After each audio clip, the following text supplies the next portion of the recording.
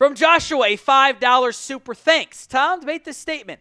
2005 was it was the year that broke/changed the Cowboys' roster building philosophy. A splashy yet underwhelming free agency class followed by one of the great draft classes. I think that was obviously the death of Wildcat and Jerry.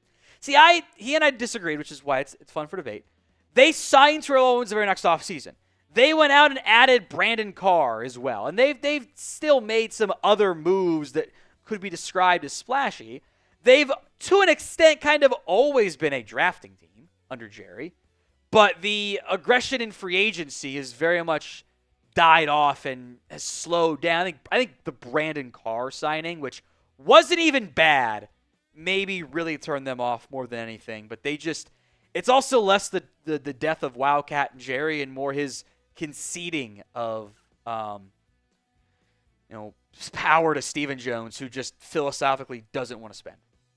Now, that came in via Super Thanks. It is a feature here on YouTube. Allows you to donate outside of live videos.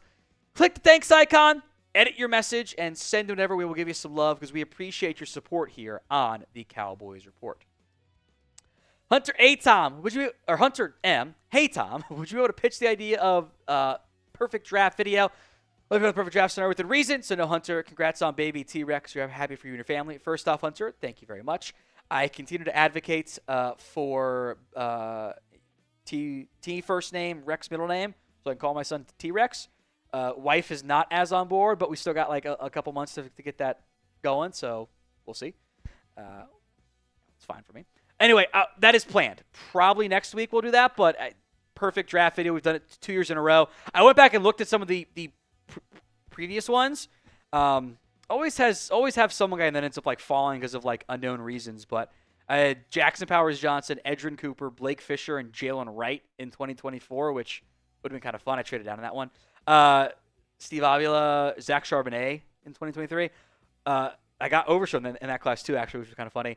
And then because the Sims are always kind of broken, I had Puka Nacua late on day 3 in 2023. So wouldn't that have been fun if that had turned out that way? All right, Tyler Bray. Wait, the quarterback? I remember him. He was not great. Why the difference in Omarion Hampton thoughts from mock drafts versus local beat guys? Simple. The local beat guys are a bit more tapped in, I think. It's not that the Cowboys don't like Omarion Hampton. It's that they probably are not going to take him at 12. And the national mock draft guys go, they need a back. We think Hampton goes top 25. Let's put him here.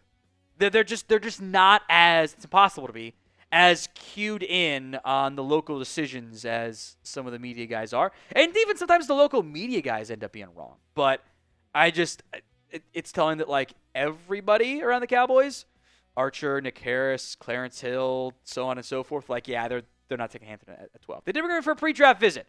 Maybe if he slides down, or a trade down is a possibility, but I don't think it's going to be an option right now.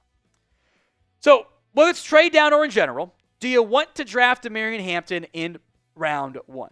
Why for yes and for no? Let me know in the comments section of today's show. It is the pinned poll. So if the ad comes here on YouTube, take advantage of it. Head down there and let me know. Ecuador man, this is about Tyleik Williams, the Ohio State defensive tackle. Says he kicks out Miles, but is a perfect fit.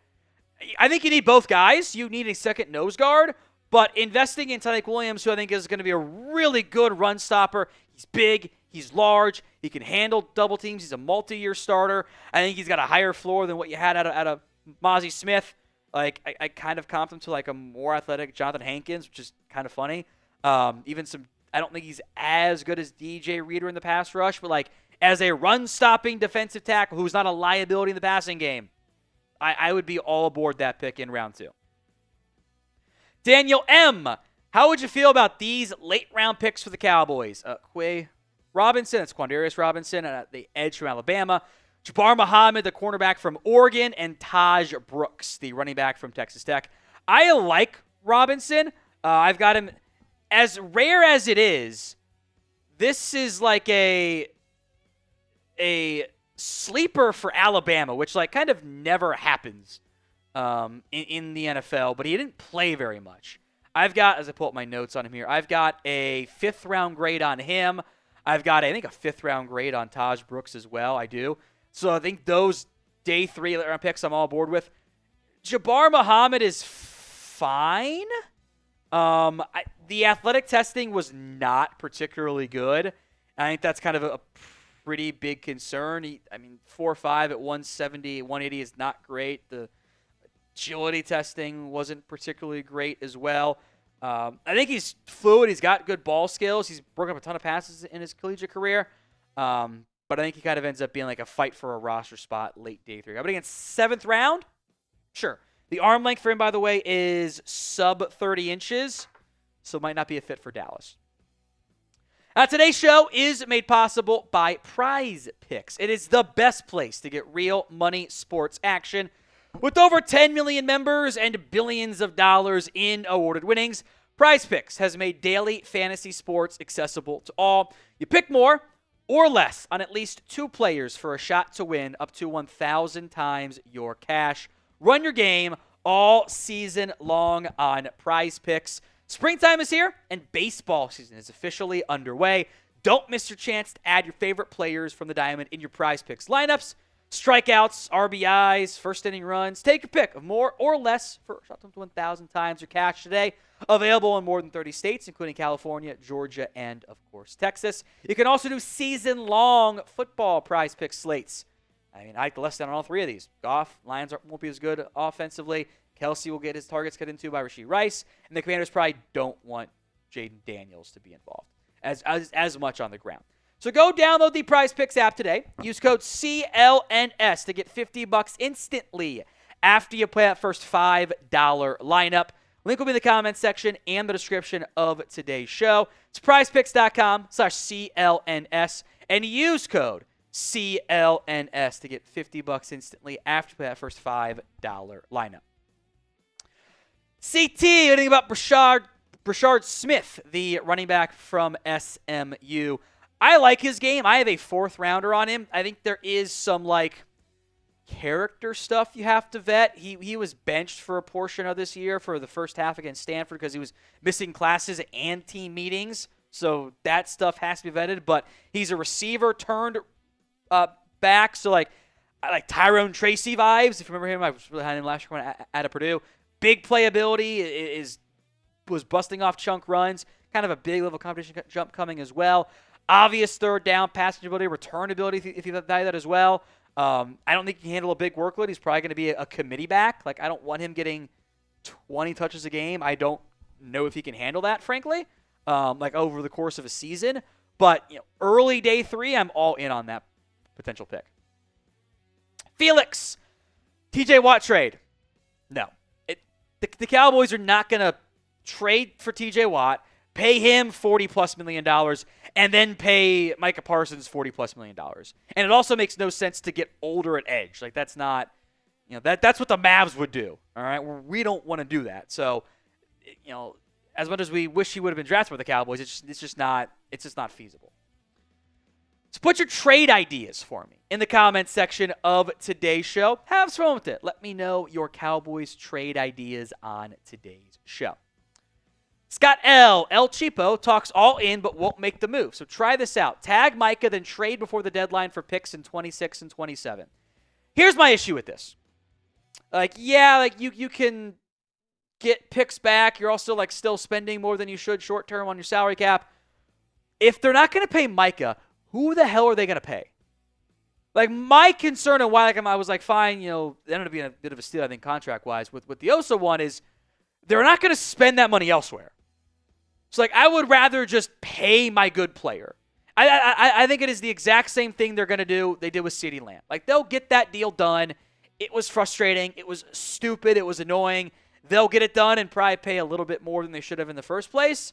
But if I trade Micah away in a year, whatever it is, that first-round pick I'm getting, I am then immediately spending it on a edge rusher. And now I'm not getting any better, but I am getting cheaper. I'm not going to spend the money elsewhere. So I just, for the way they operate, I'd rather just pay my good player. Now, if you enjoy our Cowboys mailbags, happy to have you here. Hit that sub button if you haven't already. YouTube.com/@CowboysTV for more free Cowboys YouTube videos. From Jay, who do you like more if they somehow fall? Savone Revel, the cornerback from ECU, or Maxwell Harrison, the cornerback out of Kentucky? I think purely on the on-field stuff, I would prefer Revel. I thought he was awesome when I got to him kind of early before he got hurt, and then was playing well before he got hurt too. There is more of a gamble there, though, because he's coming off a torn ACL. So a lot of that comes down to, like, what's your medical feel on him? Like, you brought him in for a 30 visit to check out that knee again. Like, that's why he's here, or was here, I should say. Now, if the medical doesn't check out, I'll take Maxwell Harrison. I think both guys fit. If you want someone that you think could help play a little bit more in the nickel, I do think that Maxwell Harrison's just, like, general skill set might be 'able to slide inside a little bit more at nickel. I think he is slightly better on the outside, despite, it's funny, he was listed at like 6'1", he's like 5'11". But I think he could play on the inside too. Case McCoy, I guess it is just a random backup QB day here, like college only there. It's Colt's brother apparently watching. Thanks, Case. What's Jonathan Mingo's future looking like? Great question. I think this team is very clearly committed to getting a new wide receiver too. And if Mingo can emerge as a receiver 3, awesome. And if he doesn't, well, then I guess they wasted a 4th-round pick again, which would be frustrating. But the general vibe I get here is that they're going to be pursuing an early pick at that spot. All right, what is your confidence level then in Jonathan Mingo? Scale it for me from 1 to 10 in the comment section of today's show. Richard Wilson, biggest surprise from the Beast. I have not read through all of it yet. I'm sure I will learn things as I go along. There will probably be some character thing that ends up popping up that normally ends up being a bit of a surprise. There's always like a surprise familial relationship that I didn't know about. Like, so the background stuff is the things that I find most intriguing. I already knew Dane was higher than I was on the quarterback class. So I don't have like any shocking things that I've read through yet. I'll eventually read it pretty much front to end, if only for the background stuff. But I didn't notice anything crazy yet. Daniel, what about Kobe King, the linebacker from Penn State? Cowboys had a visit with him earlier in the offseason. I think that was pro day or something along those lines. Probably an early day 3 pick. Once that's all squared away. I'm just looking at my notes right now. He was the middle linebacker for Penn State. I do worry about him in coverage, and that's where I get concerned. Like, I don't want to spend early picks on thumpers. Like, I can find a thumper whenever. Now if he's there in the 5th, okay, that's not the worst idea. But he had 1 pass breakup the past 2 years combined. That's kind of hard to do, and that's my big concern with him there. Double J 2288, which I assume is for Emmitt Smith and Michael Irvin, by the way. Breece Hall for a 5th and a 6th if no back early. If the Jets take it, yep, I'm down. I don't know if they would. It would probably require the Jets to take like Genty in round 1 or like take Henderson in round 2 or something crazy, or insert their running back preference there. But I would be down with that if the Jets would take it if you don't get it back early. I think for a 1-year rental, that's fine.